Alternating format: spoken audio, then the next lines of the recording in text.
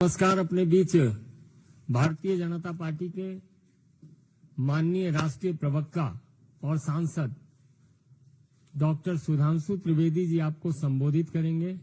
मेरा विनम्र निवेदन है माननीय सुधांशु जी से आपको संबोधित करें। शुरू करें। मित्रों, आप सभी जानते हैं कि प्रधानमंत्री श्री नरेंद्र मोदी जी के नेतृत्व में भारत ज्यों-ज्यों आर्थिक, सामरिक और कूटनीतिक दृष्टि से विश्व के पटल पर एक शक्तिशाली और प्रभावशाली देश के रूप में उभरता जा रहा है और देश के अंदर सामाजिक और आर्थिक सशक्तिकरण का नया दौर चल रहा है, त्यों-त्यों अनेक प्रतिगामी शक्तियां भारत की इस अभूतपूर्व विकास को और प्रगति को रोकने के लिए अनेक प्रकार के षड्यंत्र करती दिखाई पड़ रही है। उसी श्रृंखला में आज मैं आपका ध्यान आकृष्ट करना चाहता हूं कि जो कुछ कांग्रेस पार्टी और उनके आइडियोलॉजिकल थिंक टैंक कहे जाने वाले लोग समय समय पर कहते आ रहे हैं, वो चीजें अब पूरी तरीके से जनता के सामने आती जा रही है।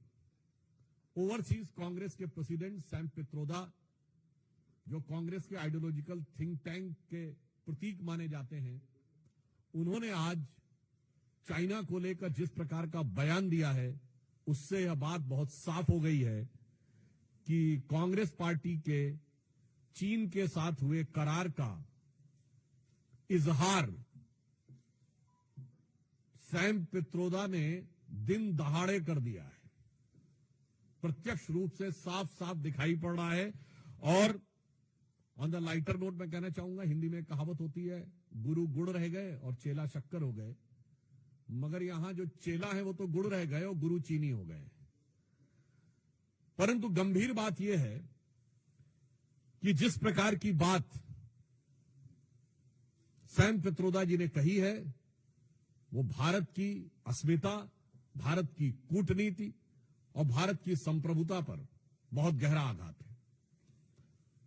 उन्होंने इस प्रकार की बात कही कि चीन के साथ तो किसी प्रकार का विवाद ही नहीं है, जैसे भारत ही अग्रसर की भूमिका में, यानी आक्रामक मुद्रा लिए हुए, और ये कोई उनका अलग बयान नहीं है। ये ओवरसीज कांग्रेस के चीफ है, यानी समुद्र पारी कांग्रेस के प्रमुख हैं। अब समुद्र पार से तो सोरस के सुर भी कांग्रेस के साथ मिलते हुए नजर आते हैं, परंतु यहां पर एक बहुत गंभीर बात है कि जो कुछ सैम पित्रोदा ने कहा है, ये कोई आइसोलेटेड इवेंट नहीं है, आइसोलेटेड स्टेटमेंट नहीं है। इसी भाव और इसी विचार के अनेक स्टेटमेंट राहुल गांधी पहले दे चुके हैं। याद करिए, राहुल गांधी जी ने विदेश में क्या कहा था कि चाइना ने बड़ा संघर्ष करते हुए ऊपर उठने का उदाहरण प्रस्तुत किया है उन चुनौतियों के बीच से। आपको याद हो, अभी कुछ दिन पहले के अपने विदेशी दौरे में क्या कहा कि चाइना ने अनएम्प्लॉयमेंट को बहुत अच्छे तरीके से टैकल किया है, जबकि फैक्ट ऑफ द मैटर है इस समय चाइना में एम्प्लॉयमेंट रेट 24% है।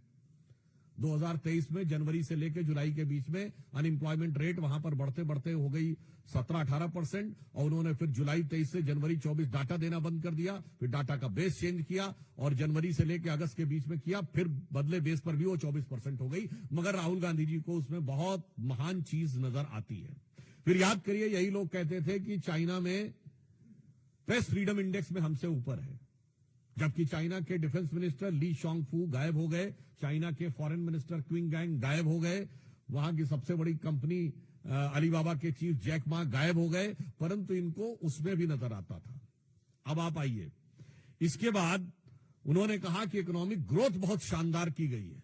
ये सारे स्टेटमेंट्स हैं, और इकोनॉमिक ग्रोथ की फैक्ट ऑफ द पोजीशन यह है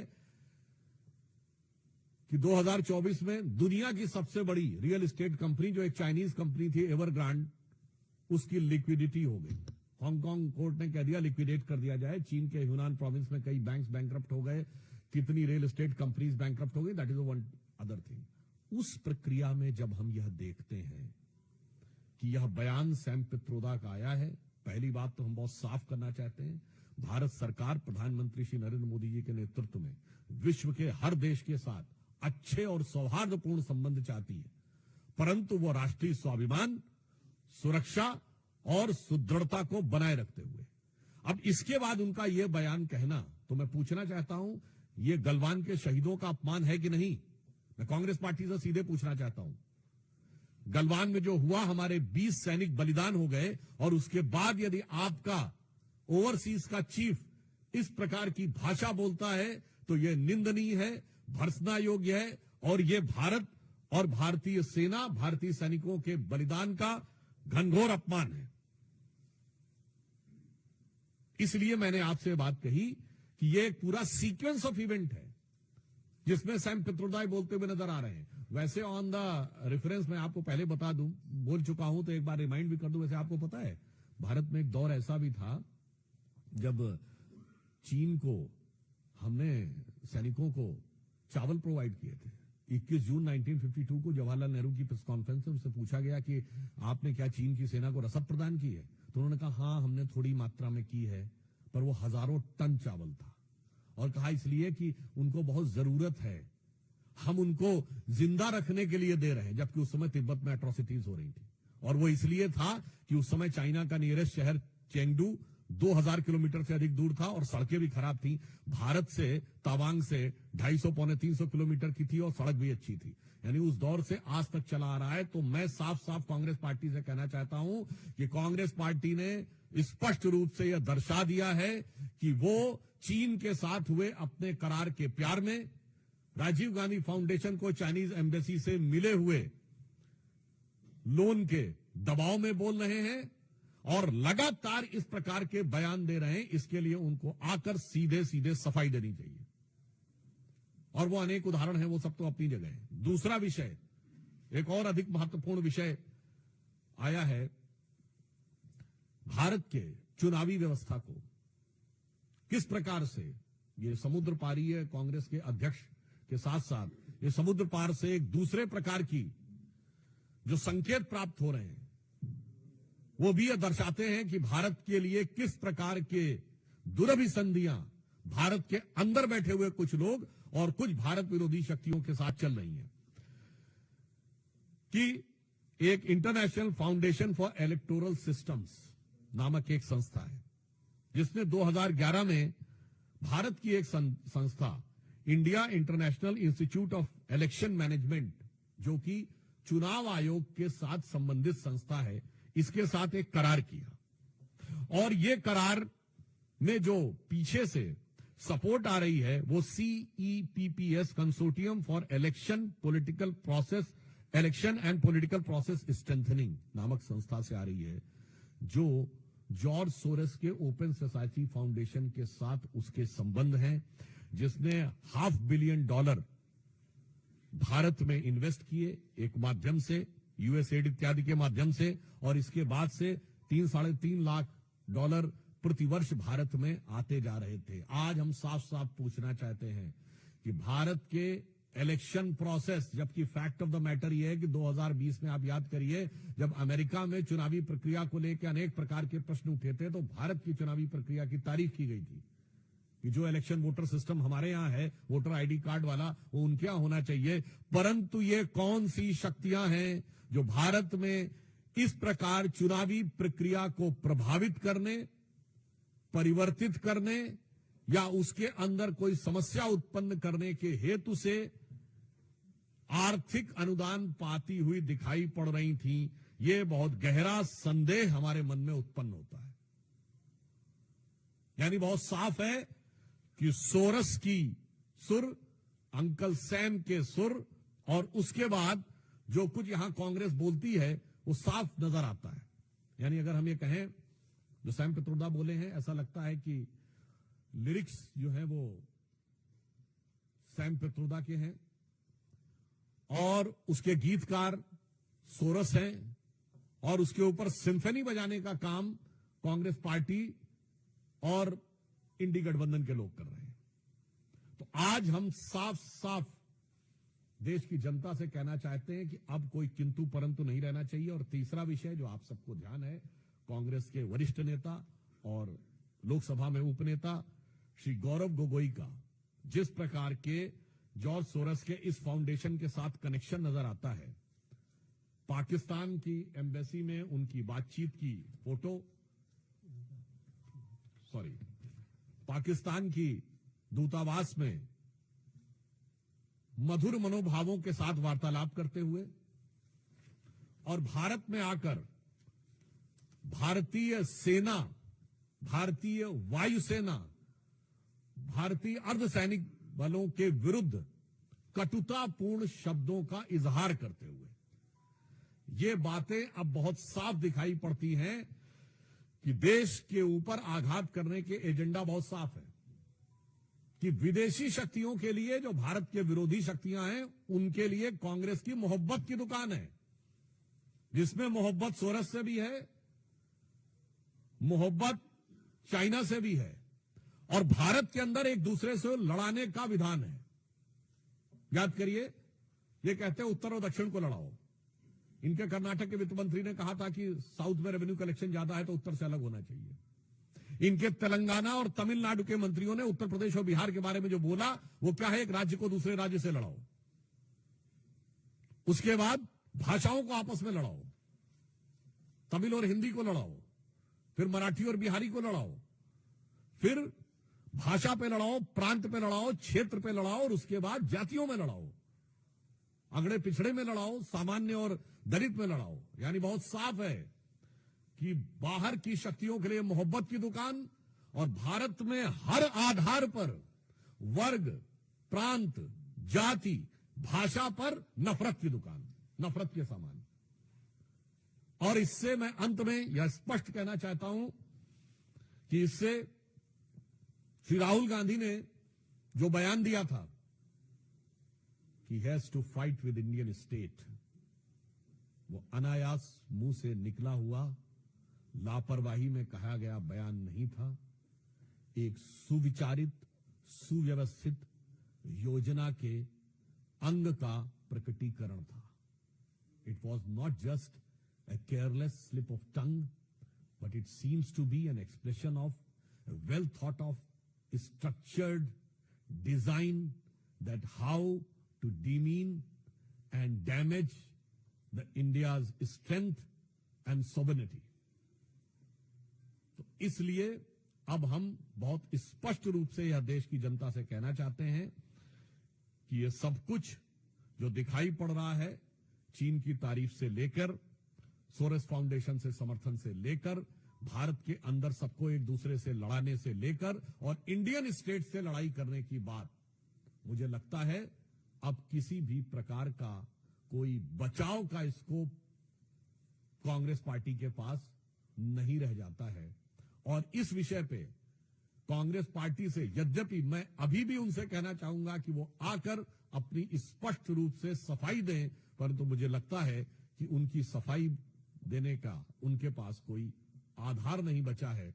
और बहुत दुख की बात यह है कि इस प्रकार की शक्तियों से हाथ मिलाते हुए या उनके सुर में सुर मिलाते हुए बात करते हुए भारत के अंदर के दलों का समर्थन हर राष्ट्रभक्त को बहुत पीड़ा देता है और उसके साथ गंभीर प्रश्न भी उठाता हुआ प्रतीत होता है। धन्यवाद। Mohit Bhatt, then Pragya.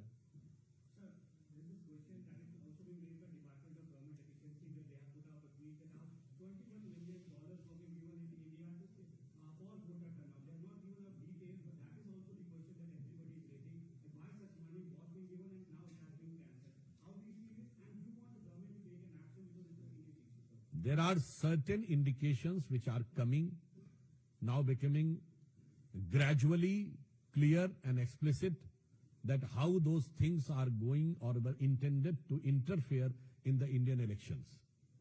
I would like to remind that US President Donald Trump has also said that there was a design by the Soros and other things who want to destabilize the government in India and Bangladesh.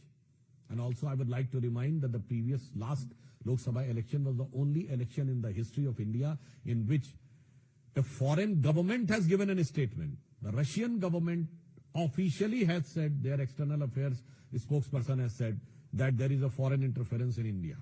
So I think since our government is keeping a strict vigil on every situation, so whatever is required will be appropriately dealt with, but the moral question becomes too big and too high in front of the opposition, which it is incumbent on their part if they want to prove their credentials of national integrity.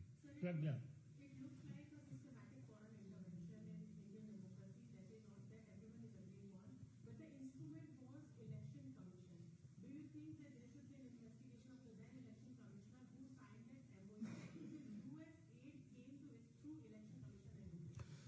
On this issue, I think what is legally and what is constitutionally viable, appropriate constitutional agencies will take care, because the Election Commission is an autonomous body, constitutional body, so they are free to take whatever step they want in this regard.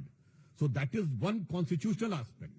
But my question is again to opposition on political and moral aspect. संवैधानिक विषय पर चुनाव आयोग स्वतंत्र और स्वायत्त संस्था है और वह उपयुक्त और प्रभावी निर्णय लेगी, परंतु नैतिक और राजनीतिक आधार पर विपक्ष को आकर कांग्रेस पार्टी को स्पष्ट रूप से सफाई देनी चाहिए। आमोद राय,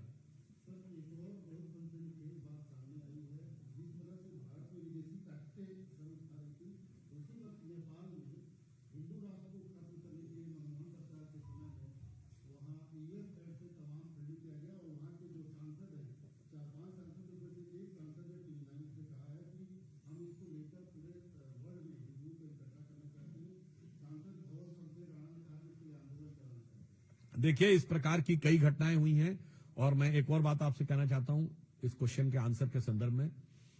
आपको याद है 2021 में दुनिया के कई विश्वविद्यालयों में, जिसमें अमेरिका के बड़े प्रतिष्ठित विश्वविद्यालय थे, एक नहीं कई यूनिवर्सिटीज में एक कॉन्फ्रेंस हुई थी, उसका नाम था डिसमेंटलिंग ग्लोबल हिंदुत्व, यानी वैश्विक स्तर पर हिंदुत्व को ध्वस्त करना।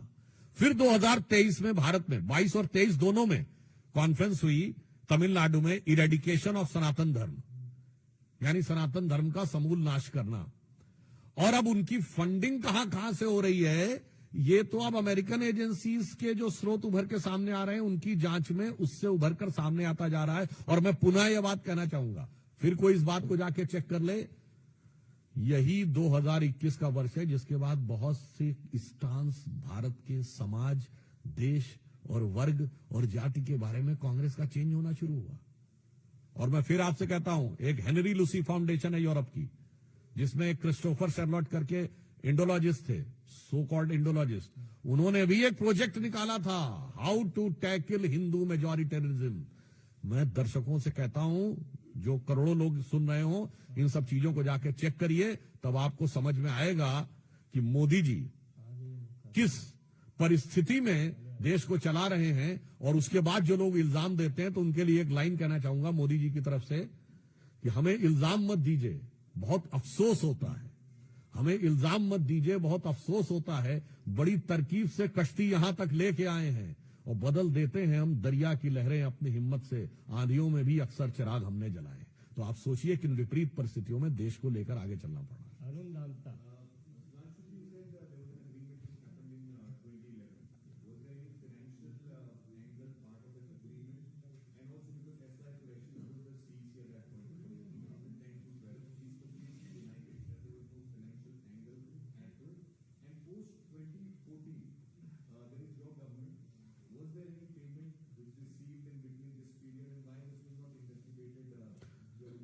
I think the denial of the former Chief Election Commissioner is not required that much as a categorical denial for that government at the time in office is required. Because for any such clearances, the clearance of government is very much required. So still up till now, if the government is not responding in categorical and unequivocal terms, I think this is a matter of concern. Ankit Gupta, ABP.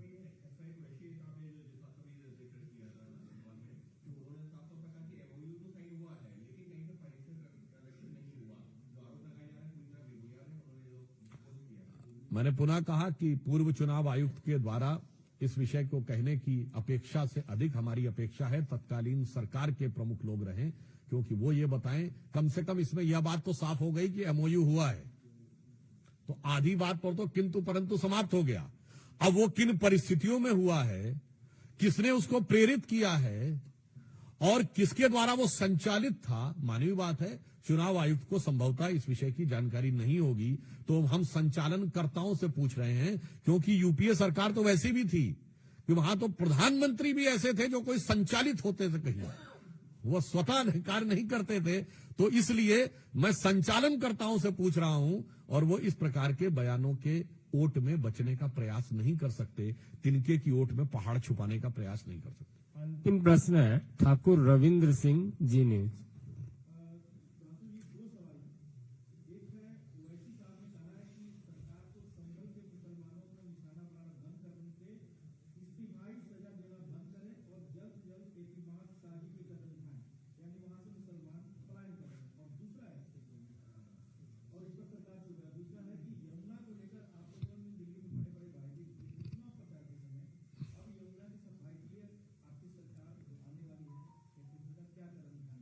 देखिए, यमुना की सफाई पे हमारी सरकार को कार्यभार ग्रहण करने दीजिए, पहली कैबिनेट बनने दीजिए, आश्वस्त रहिए।